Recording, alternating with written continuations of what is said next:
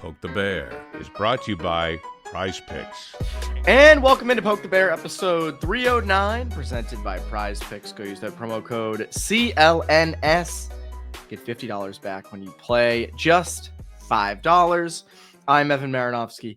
That is Conor Ryan. Conor, what is up? Evan, I'm doing well. How you doing? Doing great.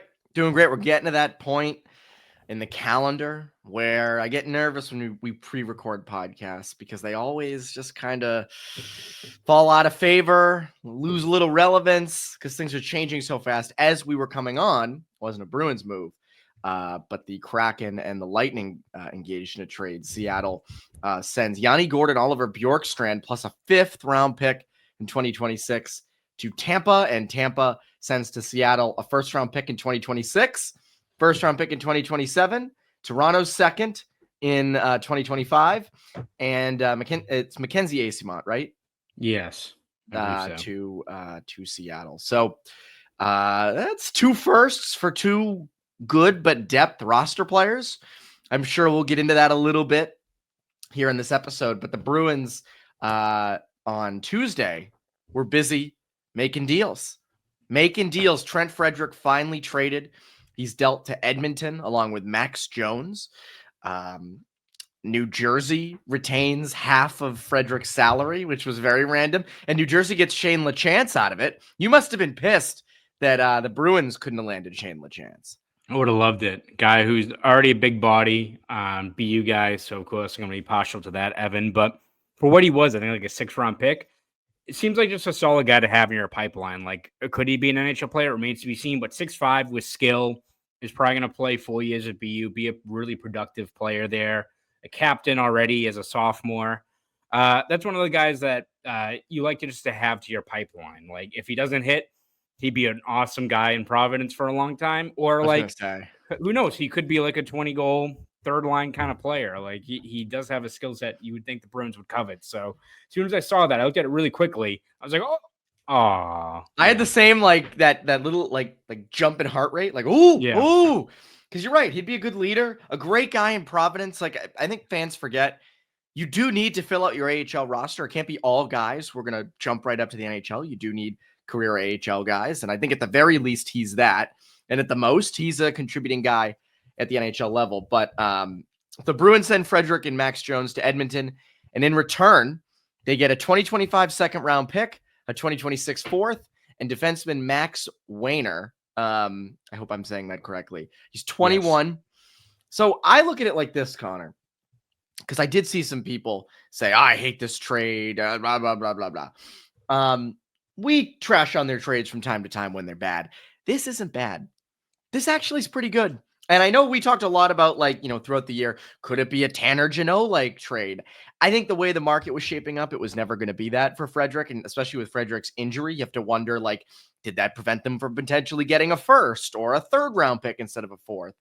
But swapping AHLers, like Max Jones didn't work here, so you swap him for a younger 6'3" right shot defenseman. Okay, great. Like, I'm fine with that. And then you basically trade Frederic for a 2nd and a 4th. You get back in the 2nd round this year. I'm for this. I have no issue with this trade at all. I know some people wanted back a player, or some were saying like a 1st. I'm fine with this. Given the circumstances. Yeah, like I would probably, if I had to put like a grade on it, like a B+, right? Because I think it all comes down to like, you can look at where Frederic was a 1st round pick. Yeah, sure. If you want to like judge a trade off of 2016, go for it. Have fun, because you're going to be fucking pissy with however trade you look at it in terms of where guys' values are and where they are now.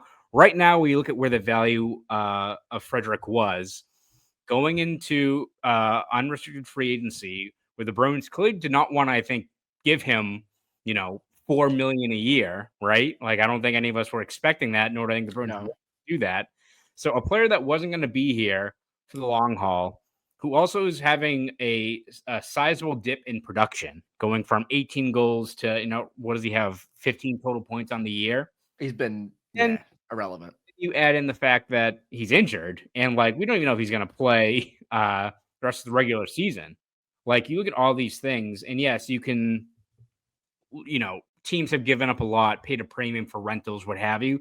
you look at his production / his injury, and I was like, all right, this really sucks. Bruins are going to get like a 3rd round pick out of this. Maybe that's all it is.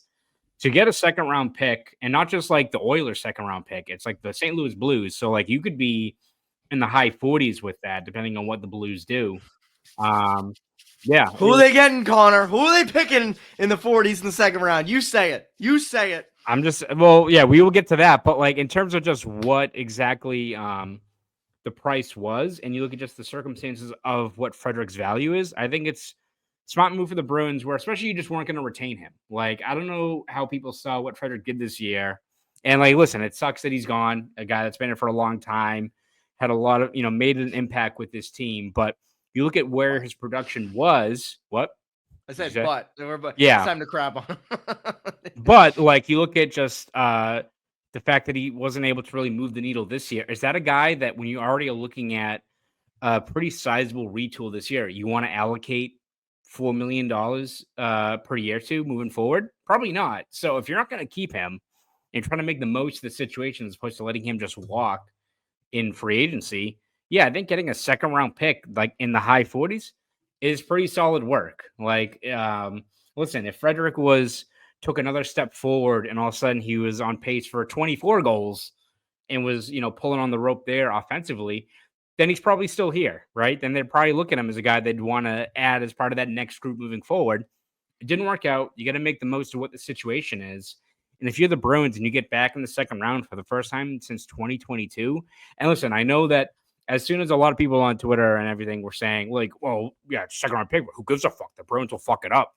Bruins have had actually a lot of pretty good success in the 2nd round. Yeah. Like, and again, it is a crapshoot, but I think the 2nd round offers a chance to, bring in guys that have a high floor of what you kind of project out of them, right? Like you look at Brendan Carlo, you look at Jeremy Lozon, Ryan Lindgren, who wasn't here, obviously, for most of it, but a guy that projected to be a steady top 4 guy, and he became that with the Rangers, even though he tailed off a bit this year before he gets traded.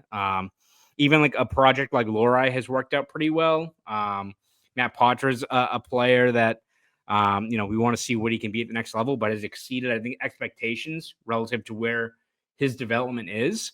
And so if you're the Bruins, and again, I think we said this earlier this week, Evan, we'll have a lot of time to dive into this draft class. I think whether it's the Bruins' own 1st round pick or now this 2nd round pick, but you already look at it, and I understand that this draft isn't viewed as being maybe like elite and, chock full of depth, or maybe elite talent, right? There's not, there's not like a multitude of top line players, which I'm like, all right, well, if the Bruins get a really good second line center, they'll take that as well. But I think you look at the 2nd round, right now, at least, there's a whole lot of guys that I think can be high floor defensemen. There's a lot of right shot D. Charlie Trethewey, Cotter Amico, both BU commits, no bias there, but both guys that no bias for me with Amico. He's from Maine. Yeah, I think my guy. I think Amico is a guy that I really, really like in terms of if you're looking for like maybe that next Carlo down the road, guy that moves his feet well, can play, log a lot of minutes. I really like what he could do. But then you've got, a few guys in the USHL that are wingers that are putting up over a point per game that are worth rolling the dice on. There's a couple of like middle 6 centermen who maybe they're more of a 3rd line player, but you can project their floor as being a guy that could be a 40-point regular.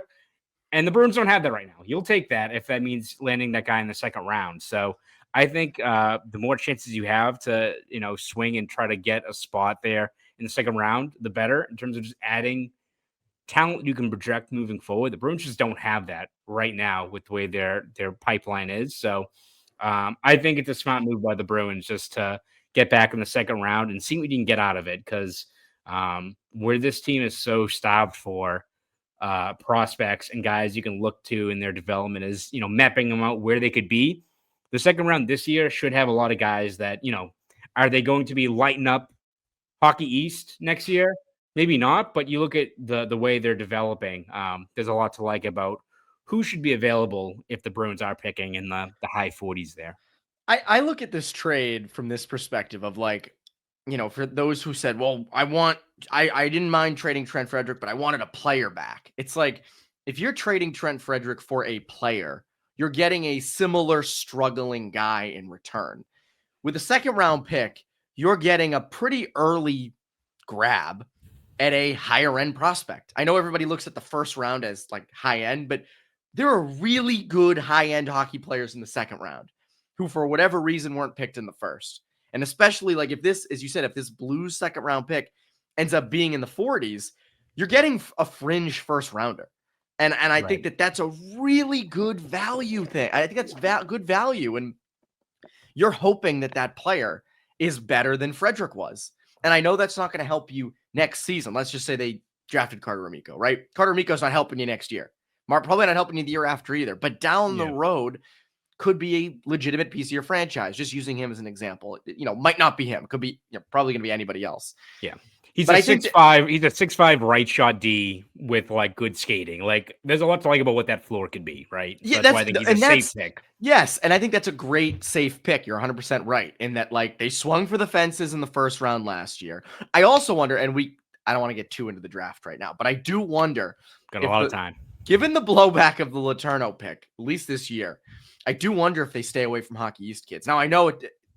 A good player is a good player, good prospect's good prospect. I do wonder if there's a little hesitation on their end to take one in the first round. I don't think that's right. I think if a player is good, a player is good. And Amico is a great example of that. Now, Amico also, without injury, would be a late first rounder, but he's dealt with knee injuries the last 2 years. So like there's that red flag as well. But I agree with you in that him or someone like him is is he going to be a star? Is he going to be, Makar back there? Probably not. But he is probably going to be a top 4 stalwart for many, many years, so long as he can stay healthy. And I think that's a great thing to get in the second round. You also get the 4th round pick for next year. And so this brings me to this. Like, this seems to be a seller's market. Look at the trade I mentioned at the top of the show with Yanni Gord and Oliver Bjorkstrand getting 2 first-round picks plus more picks. If that's the case, and you also had that tweet, I forget who had it, on Tuesday of Scott Lawton, who's a middle 6 center for the Flyers. I think it was Drager tweeted out that a first round pick, potentially more, could be what he receives at the deadline. How do you not, if you're the Bruins, go, all right, look at what just happened on Tuesday against the Predators. Look at what's been happening. This team is in free fall. Charlie Coyle, goodbye. Morgan Geekie, goodbye. I'm not saying, both necessarily, but you also have Brad Marchand as well. I want to get into the Marchand stuff, and I want to get into sort of the selling of this team. But first, our friends over at PrizePicks. PrizePicks is the best place to get real money sports action. With over 10 million members and billions of dollars in awarded winnings, PrizePicks has made daily fantasy sports accessible to all. You just pick more or less on at least 2 players for a shot to win up to 1,000 times your cash. Run your game all season long over at PrizePicks. PrizePicks invented the flex play, which means you can still cash out if your lineup isn't perfect. You can double your money even if one of your picks doesn't hit. PrizePicks offers MasterCard, and they put their members first, which is the most important thing. So all withdrawals are fast, safe, and secure. When my picks hit, I can get my money in as quick as 15 minutes. Bruins-wise, Pastrnak keeps doing his thing. Hard not to pick that. Goals, 0.5, I'm going more. Kiki just parks himself by the net, ends up scoring. He's another one, 0.5 goals. Swayman's number against the Predators was 20.5 saves. So he ended up facing a ton of shots, especially early. So, he is getting a lot of shots on him with the lack of defense in front. So there is that. So download the app today and use code CLNS to get $50 instantly after you play your first $5 lineup. Again, download the app and use code CLNS to get $50 instantly after you play your first $5 lineup. PrizePicks, run your game. Run your game. So, I think everyone's in a different spot on who should go, who's going to be traded. We're recording this about 48 hours before the deadline, 3 p.m. on Wednesday. And Mark Diver and I will be live around the deadline. So you can look forward to that. On Friday, right around like 2:30ish. So like right before the deadline, we'll talk about it a little bit after what's going on. In terms of what could happen, we kind of both projected a conservative approach, but I do wonder if the Bruins look at this market and go, all right, like yeah, we could be conservative, or we could add 2 first-round picks. We could add some prospects. What do you think? Yeah, I think it just depends on, for the Bruins, what the return is going to be on these players. Because as we've said for like the last week now, you can make a compelling argument if the Bruins are looking at this as a quick retool. Do you want to move a guy like Brendan Carlo, who you ideally want to have for next year? You're adding more to your offseason to-do list if you are moving Carlo, even if it maybe returns a nice prospect, first-round pick, what have you, right? So you have to weigh that option. Like Morengiki could get you something, right, where he's a 20-goal guy who can play kind of all across the lineup and play down the middle, play on the wing. A lot of teams probably would covet what he brings.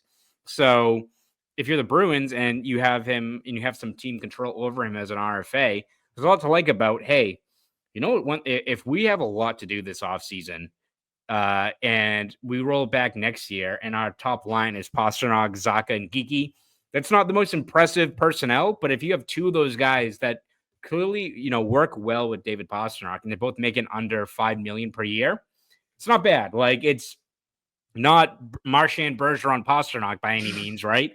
But it's a line that works and is affordable, and it frees up, if those guys are all locked in, it frees up for the Bruins to look elsewhere to upgrade their roster, whether it's adding more scoring depth in the second and third lines, what have you. So you have to kind of weigh for the Bruins what is the best option there. Like, if they just want to just sell and completely rebuild, then yeah, like you'd move any of those guys because you're not looking at the next 2-3 years maybe. But if it is, you're trying to retool on the fly and you're trying to make the most out of, a guy like David Pastrnak who's 28, McAvoy's 27, you're trying to take advantage of it. Maybe you don't want to move all of those players. But I think it just comes down to what teams are offering. Like, yeah, I think if you're the Bruins, you ideally would want to keep a guy like Morgan Geekie. But if a team's offering a first and a prospect or a player that can help you out moving forward, tough to kind of hang up that phone call, right? Like, so I think it just depends on what the Bruins are getting in return. I think it'd have to be like really compelling offer for a lot of those players, like a guy like Brendan Carlo. I don't think like Brendan Carlo is just going for a first. Honestly, like when you look at like his contract, two years left on his deal, what he provides. And I know it's not been the strongest year for him, but I'd put like Brendan Carlo in the same category as a lot of players that I would not be surprised if they bounce back. If he has a clean slate, Hampus Lindholm comes back. It's kind of the same thing with like Swayman. I know people don't want to talk about Swayman, and he's not had a good year by any means, but I'm more expecting a bounce back year for him after what has been kind of a shit show of the last year, pretty much, for the way things have panned out for him. But so I think it just depends on what kind of package the teams are offering up to the Bruins right now. And that's what they have to weigh, because you look at it, and as you said, it is a seller's market. There's 9 NHL teams within 4 points of a wild card berth. And you've got like the teams that have been there that have been in the playoff mix for a while. But you also have these teams like Columbus, Detroit, Ottawa that are like just desperate to get in. Maybe they don't really have and the horses, they'll pay anything. But they are desperate just to make that push and see what happens. This is like some of these teams like Columbus or Detroit. Like, yes, maybe they're not the favorite, or Ottawa, but even if it's like a first round exit, just getting that experience and looking at the season as a success and building off of that can go a long way. So like those are teams that are desperate to punch their ticket to the playoffs. So if a team like that is giving you a first and a prospect that's already, would be your number one guy, or they're giving you a younger player that has more to give moving forward where they can help you out in 25, 26, and especially beyond, you have to listen in on those. So it all depends. Like if the Bruins do move these guys, I think it's only going to be for a return that I think it's going to be the same thing as Frederic, where if we're moving them, as we talk about it, like in the weeks ahead, we'll be like, it really sucks to lose a guy like Brendan Carlo or Charlie Coyle or Morgan Geekie because they could help this team moving forward. Great guys.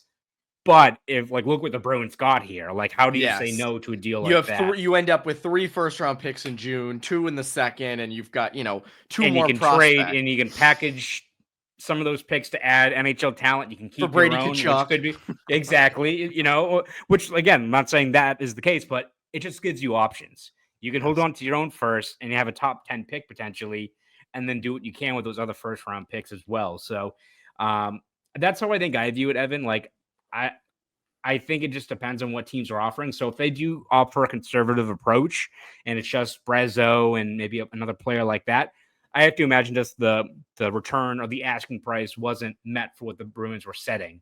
But if the players do get moved, I think it's not going to be like we're going to be talking about it on Friday evening, being like, they moved Carlo for a fucking 2 second rounders. I don't know about that. Like, I don't think that would be the case. I agree. And I think if out of those three, and we talked about this on Bruins Beat earlier this week, I think out of those three, the one I'm least, I want to give up the least is Carlo, because on the right side on D, you need someone after McAvoy. You need someone to play tough minutes. Carlo does that. Out of Coyle and Geeky, like I think Coyle would be the one that I would be more inclined to part with. I think that's, I don't want to say most replaceable, because that's, I just don't, I think there's a lot that he brings that maybe we don't see, with the naked eye, and there's a lot of stuff in the room that he brings. I like that he's been wearing the A of late, because I think that's way well deserved. But same with Carlo, right? Same with Carlo. Like those guys should absolutely have A's. But I would be open to that kind of move. And then you have Marchand. And I was driving home. I just got my haircut. And I was listening to Felger and Matz, and they had on a clip, I think it was Nick Kyprios up in Canada, talking about potentially Marchand joining forces with Crosby and McKinnon in Colorado, and they all go. And again, I don't know the legitimacy of it. Of course, Felger and Maz were like, I'll drive him to the airport right now. He's gone. Like, I don't care. I don't know why they talk like Trump, but I guess in my head they do. But I also wonder with Marchand, I mean, he's out week to week. I still think if you're a playoff contending team, though, you'd still want him. And I have to imagine teams have been in contact with the Bruins about him. How could you not be? I do wonder, it feels to me he doesn't get moved. But again, like if the market is like this and Yanni Gourde's getting you a first and Bjorkstrand's getting you a first, I mean, he's getting you a lot. Like, you're not getting peanuts for Brad Marchand. You're not. So, I think the more likely scenario is that one of Coyle or Geeky is dealt, and that's how they get another first or whatever. But I do wonder if a team knocks down their door on Thursday or Friday with Marchand, and it's like, and you also wonder where are they at with, contractually, where are they at in negotiations? Where does he want to be? We haven't got any clarity on that. But I think these are things we're going to get a little bit more clarity on in the next couple of days. Yeah, I think for Marchand, the top determinant there has to be the contract, and whether when they get to 2:55 p.m. on Friday, if the team thinks that they've bridged enough of a gap that they feel confident they can, whether they outright sign it, it's kind of like Jake DeBrusk a few years ago, or that gets announced like right at the deadline, or they think they've got enough of a foundation that they can work these things out. Because it remains to be seen. Again, Marchand does not want to talk contract in the media. All we know really is that the Bruins ideally would like to have him here, and he wants to end his career here. It means a lot to him. But like, what is the term? And I think most importantly, because I don't think the Bruins, like, if Marchand wanted to follow the same thing as like Bergeron and Chara, and it's like a $1 million bonus laden thing, you think the contract already would have been signed by now, right? Like that's the whole thing. Whether it's even a 1-year deal or if it's like 3 years at $1.5 million per year, like the Bruins would that's fine. Even if like the wheels fall off, you can take a $1.5 million hit. And that's very early, movable. That's so movable. Right. If he was like, I don't want to be here anymore, I'm out. Like, okay, goodbye. So like, is it 3 years, $6 million per year, right? Which if you're the Bruins, you're like, I don't know about that, right? Like, so it depends on who's willing to concede there, what the actual number is, which we don't know about. So it's almost like it's similar to where like the Stamkos thing was last year, where it's like, oh, he's not going to go anywhere. What are you talking about? Like, everyone said the right thing leading up to it. Stamkos wanted to stay there. Tampa Bay wanted to keep him ideally, but business is a business, and you have to figure out what the player wants in terms of security and payout, and what the team needs to do in the best interest of their organization and their future. So if we get to the point on Friday where they're still really far apart, maybe that also influences what the Bruins have to do moving forward, right? Because the same thing, people were like, well, like Marchand would never leave in free agency. Well, what if a team offers him $3 and $18 million, right? Yeah. Yeah. I think a lot of people felt the same way about Steven. He's not going to walk in free agency. Like, they'll eventually, it's a game of chicken. Who's going to blink first? Probably will be Stamkos, and he'll stay there, and he'll, have 80 points, getting out feeds from Kucherov and be happy. No, he chased what he thought he deserved. Nashville has not worked out for Nashville, but it's the player's right to seek that if they think that they're owed it. So again, Marchand has said all the right things about staying here, but is he willing to concede some of that in terms of the term or the money to stay here? So I think the Bruins need to figure that out, because I think that is the biggest determinant as to what exactly the Bruins have to decide there. Because I think they want to keep him, even with like the return that you could probably get. But if the contract really is going to be a sticking point and they don't think they can find some middle ground here, I think that is the main determinant, because they know that they're going to get something good if they trade him. But it's all about, can they retain him at what the proper price could be? There are two things that with Marchand that stick out to me. Number one, he's been on a bargain deal for a long time. Exactly. So what is his openness going to be to taking a deal like you just mentioned? That's number one. And number two is I keep going back to this with Marchand, because I grew up a fan of the Bruins, obviously, and grew up watching Marchand, and incredible player to watch. But if we were looking at a different team, if this was the Buffalo Sabres or the Penguins, we do this with Crosby and Malkin all the time. How are they still there? Now the Bruins are not in that situation. But if this was just another team going through this, we would look and go, well, they're on the cusp of a retool. They have this 36, almost 37-year-old star who still has a couple good years left, about to be a UFA. You could get a lot for him. That would kind of kickstart your retool. And I keep going back to that, is if he was on a different team, we would be like, go get that guy. The Bruins should go get that guy if this was a couple years ago. Like, go get that guy at the deadline. That's, he's going to help you. Yeah. And I keep going back to that. If this was another team, we would be wondering why they aren't trading him. And we know, because we're here and we've witnessed his whole career, that there's a lot more to it. And it's not that easy, obviously. But there is still that element to it where it's like, you could get a lot for him. And it seems like that's what's shaping out to be with this deadline, is you could get a lot for him. If Yanni Gourde is going for a first, and Bjorkstrand's going for a first, and Scott Laughton potentially is going for a first, like, what is Marchand? And I'd be so curious. We'll never know. We will never know this, because my guess is he doesn't get traded. My guess is they end up finding a contract with Marchand, and it's all fine. But I wonder what offers they've been presented with, or what offers, and we won't know. We'll have no idea. Yeah. I'm not going to come out and be like, well, our first offer was from the LA Kings, and it was this. Yep. Vegas was offering, well, I guess they don't have a first, right? But it's like, oh, we're offering such and such, Trevor Connolly and someone else, right? Like, that's Bruce Cassidy was willing to pay half his salary. Yeah. like Billy Bean in Moneyball. Yes. But so I do wonder what the offers are. Because we've said it with Geeky, whereas if someone comes along with a first, and even like a prospect player or whatever, how do you say no to that?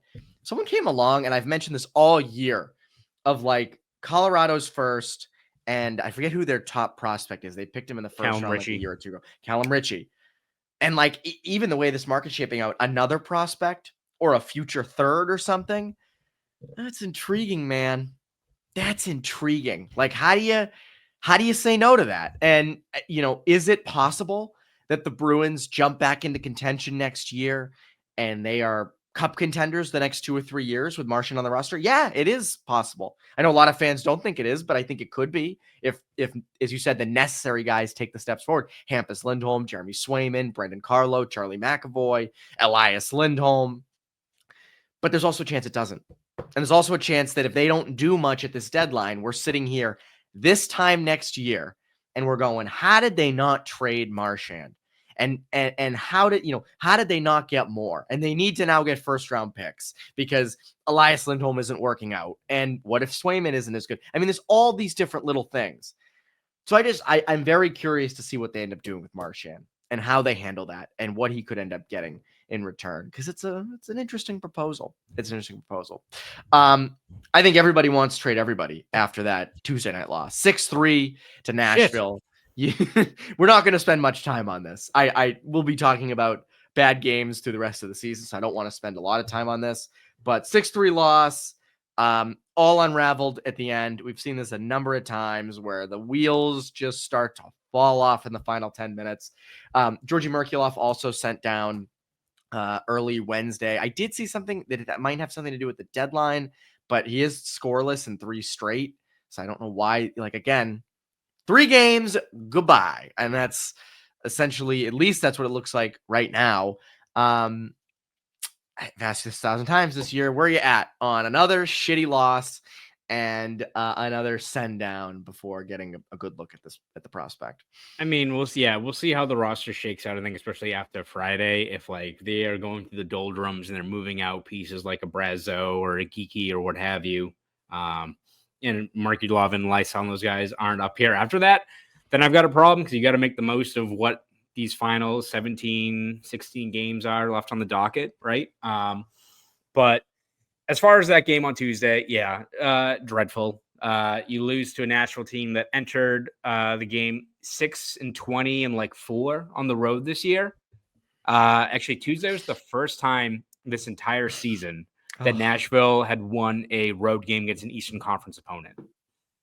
Let me tell you, Eastern Conference is not that stacked this year. No, not at all. Not at all. And again, so I mean, we don't. Again, as you said, we don't have to. Really, the Bruins and the Predators, 2 teams who got core pieces in free agency that have not worked. 2 most disappointing teams, without a doubt. And so I don't know how much time we want to waste on it, because it's just uncompetitive slop. Like, it's what we've seen. It's defensive breakdowns.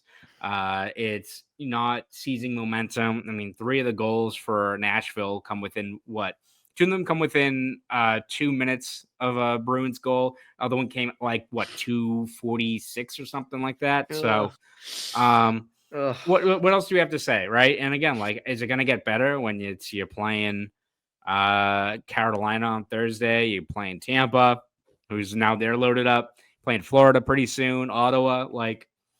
It is what it is. At this point, the only thing I'm looking for now is the younger players and see what they can do. Guys like Lohrei and Patra and guys maybe get called up after the deadline. And it's going to be ugly. And I think Bruins have accepted it now. Keep on moving up that draft board.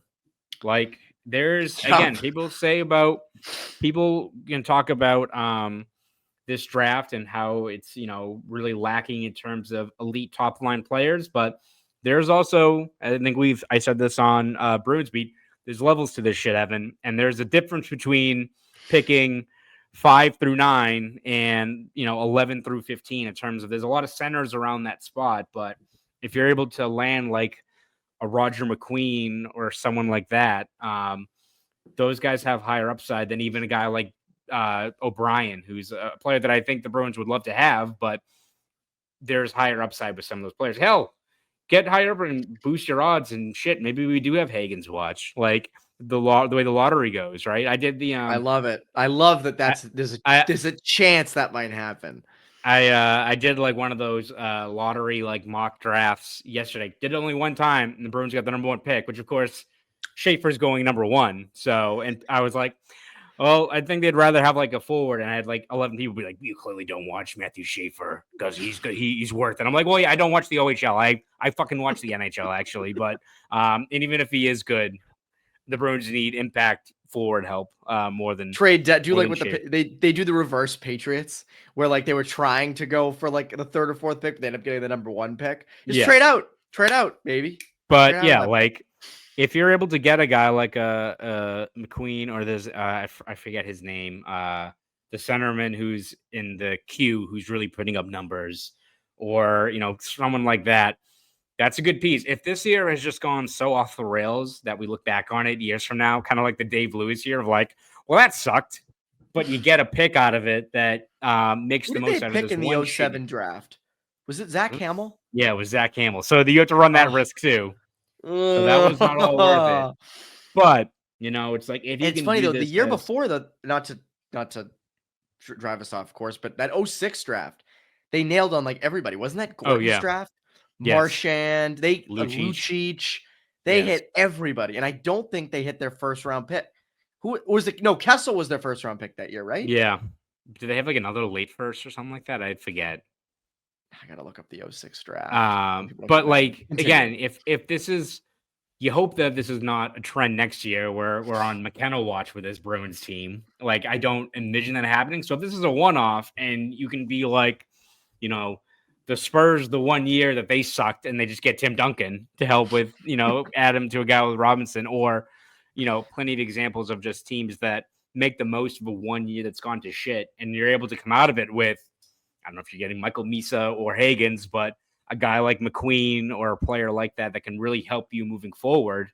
Yeah, it sucked. We've had a miserable year, and it's going to really probably bottom out these last few weeks. But if you're able to get an impactful player that can help you out 2-3 years down the road, while also getting more draft capital, freeing up cap space, you know, it can help you in the long term. If the Bruins are able to get a top center prospect out of this, you know, as they struggle to find via trade or free agency, like a top six center, maybe the Bruins like, well, if we have this guy in the pipeline, let's throw our money at friggin' Rantanen or Nikolai Ehlers or someone like that and remain competitive, and we just wait for this guy to step in.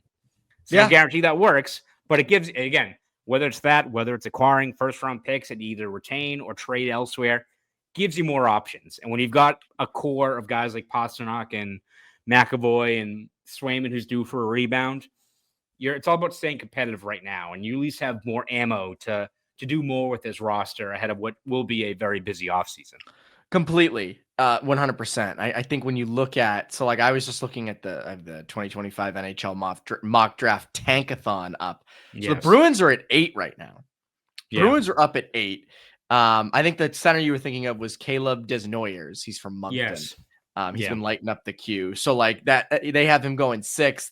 They have Victor Eklund going to the Bruins at winger. A winger at 8.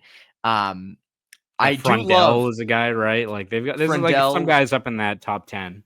Frendell, Jake O'Brien's at 10, Carter Bear's at 11, but like Frendell is at 7, Desnoyers is at 6, and then you have Misa and Haggens are at the top. Now I will say my favorite part of this whole thing is the Predators are in line for the 3rd overall pick. So that would be Haggens most likely, and that means they could keep Haggens and Stiga together, which would be like my Christmas. But my mega Christmas would be if James Haggens was a Bruin. By the way, I did look up the 06 draft for people who are interested. Kessel was their 5th overall pick.